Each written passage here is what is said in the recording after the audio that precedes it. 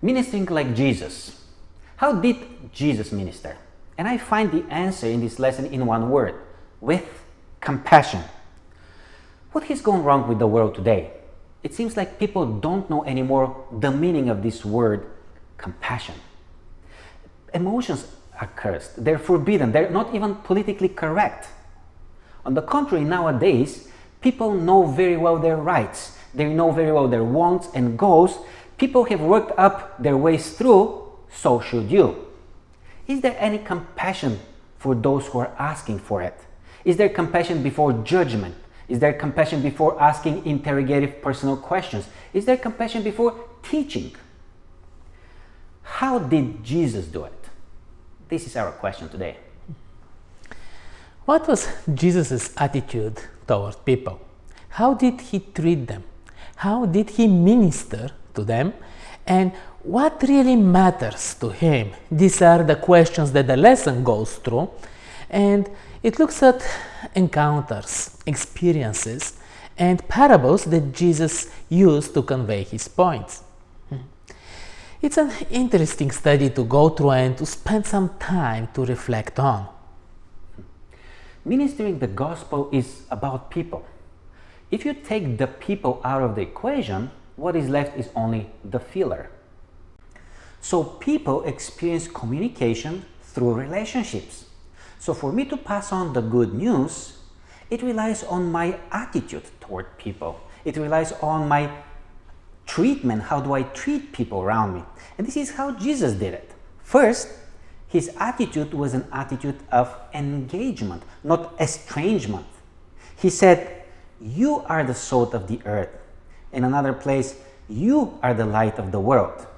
The salt gets mixed with other ingredients, and this is when it shows, it benefits, and the light shines through the darkness.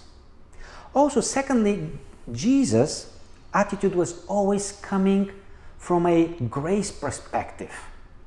No matter if it was a centurion, who was a Gentile, a widow, or probably a tax collector, Jesus had always encouraging words. Jesus had always words of appreciation and of compliment toward those people. We really need people who care today.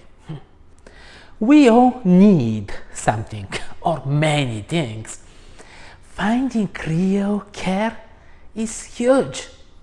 Someone to help you not only satisfy a need, but to also grasp what you really need, what makes a difference in your life. Couple points impress me from this lesson. First is that Jesus didn't preserve himself. He came to give everything. We are so weak that we try to hide so we don't get contaminated. It seems to me that we don't really trust and we don't really get Jesus' call yet. And the second point is that Jesus healed people, he satisfied their needs, but he made it very clear that it's not about that. It's about a complete change of mentality, about a complete change of worldview. Jesus is not a genie in a bottle. Yeah, it's not only the physical, but the mental, the emotional, the spiritual needs of people that we need to minister to. Jesus had addressed all of the above when he walked among men. But how? How do we do it?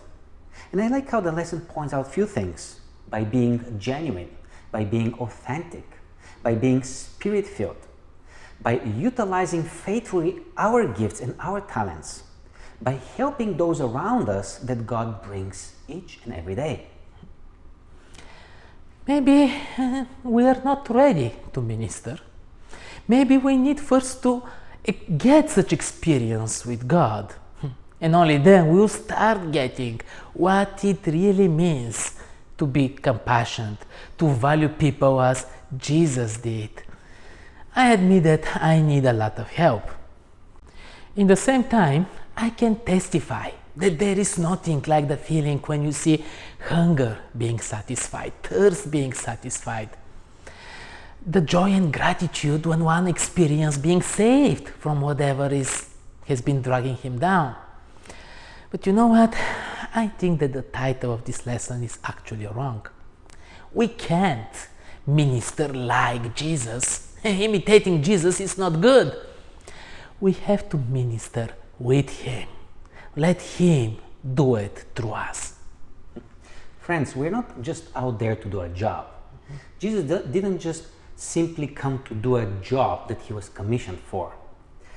We are called to infect the world. And it's a very popular word today, but we're called to infect the world with the goodness and the grace. This is exactly what Jesus came to do, isn't it?